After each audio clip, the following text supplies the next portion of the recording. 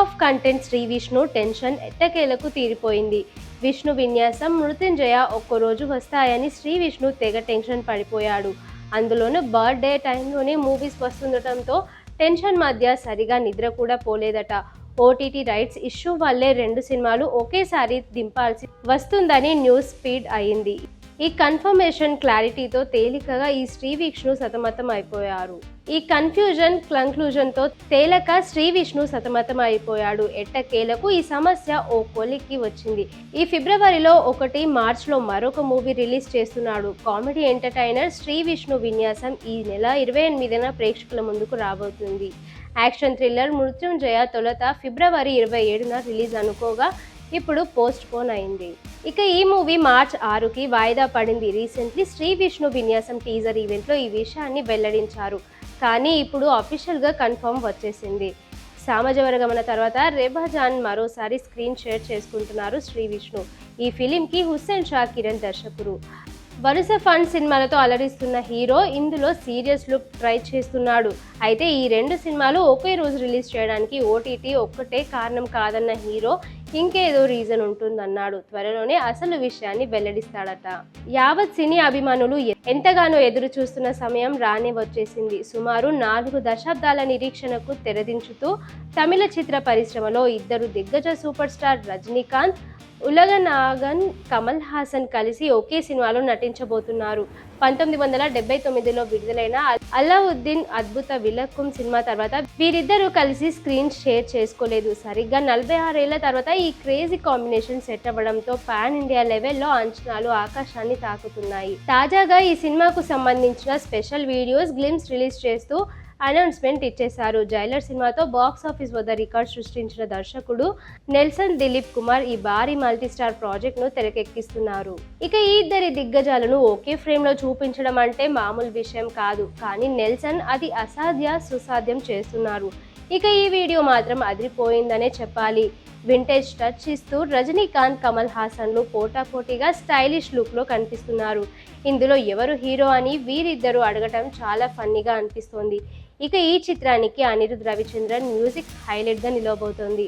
Special వీడియోస్కి అనిరుద్ ఇచ్చిన music next level అని చెప్పాలి. ఈ చిత్రానికి కమల్ హాసన్ సొంత బ్యానర్ అయిన Raj Kamal films international and red giant movies సంయుక్తంగా నిర్మిస్తున్నారు. భారతీయ సినిమా చరిత్రలో నిలిచిపోయే ఈ చిత్రాన్ని ప్లాన్ చేస్తున్నారు మేకర్స్. మొత్తానికి ఈ సినిమా ఇండియన్ సినీ చరిత్రలో ఎలాంటి రికార్డ్ బద్దలు కొడుతుందో చూడాలి. మాస్కా దాస్ విశ్వక్సేన్ మరోసారి మెగాఫోన్ పట్టుకున్నారు. ఆయన హీరోగా నటిస్తూ దర్శకత్వం వహిస్తున్న latest movie cult. Gayatri Bharadwaj హీరోయిన్గా నటిస్తున్న ఈ సినిమా ఇండియన్ స్క్రీన్పై ముందెన్నడూ చూడని విధంగా మోస్ట్ వైలెంటెడ్ ఫిలింగా తెరకెక్కుతోంది. తాజాగా విడుదలైన ఈ చిత్ర టీజర్ సినిమాపై అంచనాలను ఒక్కసారిగా ఆకాశాన్ని చేర్చింది. టీజర్ ఎలా ఉందంటే టీజర్ ప్రారంభంలో కథ అంతా చాలా సరదాగా ఒక కలర్ఫుల్ పార్టీ మూడ్లో సాగుతోంది. కానీ ఒక్కసారిగా సీన్ రివర్స్ అవుతోంది. పార్టీలో ఉన్నవారు ఊహించని విధంగా అత్యంత భయంకరంగా చనిపోవడం మొదలవుతుంది. ఆ భయానక వాతావరణంలోకి ఎంటర్ అయిన విశ్వక్సేన్ తనదైన శైలిలో వైలెంట్ విశ్వరూపాన్ని చూపాడు.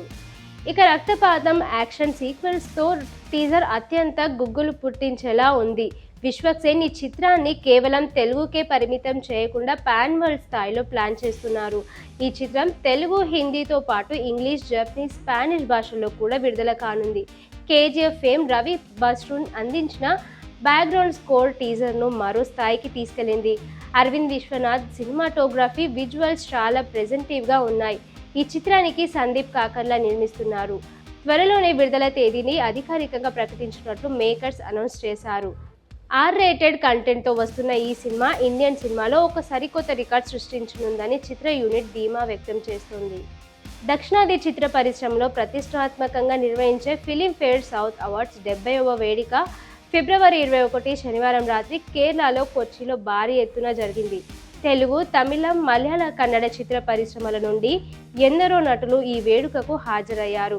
2024 సంవత్సరానికి గాను అత్యున్నత ప్రతిభ కనబరిచిన నటులు, సాంకేతిక నిపుణులకు అవార్డులు అందుకున్నారు. 70వ Filmfare south awards winners list: ఉత్తమ చిత్రం పుష్ప 2, ఉత్తమ దర్శకుడు సుకుమార్, ఉత్తమ నటుడు అల్లు అర్జున్, ఉత్తమ నటి Nivetha Thomas, best supporting actor Amitabh Bachchan, ఉత్తమ సహాయ నటి అంజలి అవార్డులు అందుకున్నారు.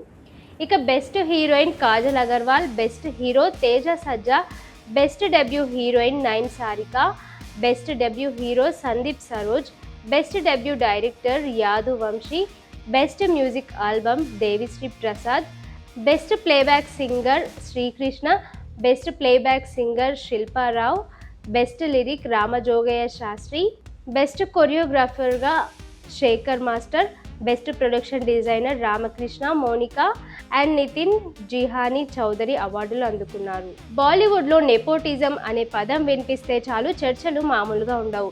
తాజాగా తన సినిమా హస్సీ ప్రమోషన్లో పాల్గొన్న తాప్సీ పన్ను ఈ విషయంపై చాలా ఇంట్రెస్టింగ్ కామెంట్స్ చేసింది. ముఖ్యంగా ఆలియా భట్ గురించి ఆమె చెప్పిన మాటలు ఇప్పుడు ఇండస్ట్రీలో హాట్ టాపిక్గా మారాయి. నెపోటిజం గురించి అడిగిన ప్రశ్నకు తాప్సీ స్పందిస్తూ ఆలియా భట్ గంగూబాయ్ కథియావాడి సినిమాలో అద్భుతంగా నటించింది.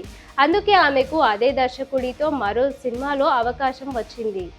ఇలా టాలెంట్ ఉండి అవకాశాలు వస్తే ఎవరు కూడా దాన్ని నెపోటిజం అని అనరు అని స్పష్టం చేసింది. అయితే అసలు సమస్య ఎక్కడుందో కూడా తాప్సీ బట్టబయలు పెట్టింది. టాలెంట్ ఉన్నా లేకపోయినా కేవలం ఒకే వర్గానికి లేదా గ్రూప్ నుంచి వచ్చిన వారికే ఒకదాని తర్వాత ఒకటిగా అవకాశాలు ఇస్తూ ఉంటేనే అది పెద్ద సమస్య అవుతుంది. కేవలం మన వాళ్ళు అనే కారణంతో అవకాశాలు ఇవ్వడం వల్ల బయట నుంచి వచ్చే టాలెంట్ ఉన్న నటులకు అన్యాయం జరుగుతోంది అని ఆమె ఆవేదన వ్యక్తం చేసింది. ఇండస్ట్రీలో సమాన అవకాశాలు ఉండాలని, కేవలం బ్యాక్గ్రౌండ్ చూసి కాకుండా ప్రతిభ చూసి ఛాన్స్లు ఇవ్వాలని తాప్సీ చేసిన ఈ వ్యాఖ్యానాలు ఇప్పుడు సోషల్ మీడియాలో వైరల్ అవుతున్నాయి. ఆలియా భట్ టాలెంట్ను సపోర్ట్ చూస్తూ ఇండస్ట్రీలో లోపాలు ఎత్తి చూపిన తాప్సీ గట్స్కు నెటిజన్లు ఫిదా అవుతున్నారు.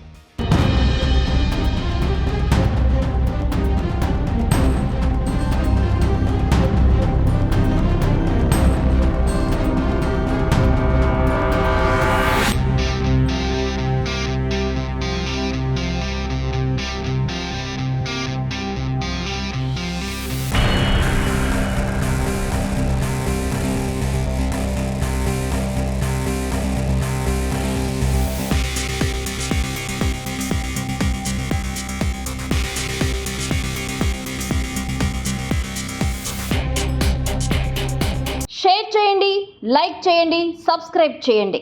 మరిన్ని వీడియోల కోసం బెల్ సింబల్పై క్లిక్ చేయండి.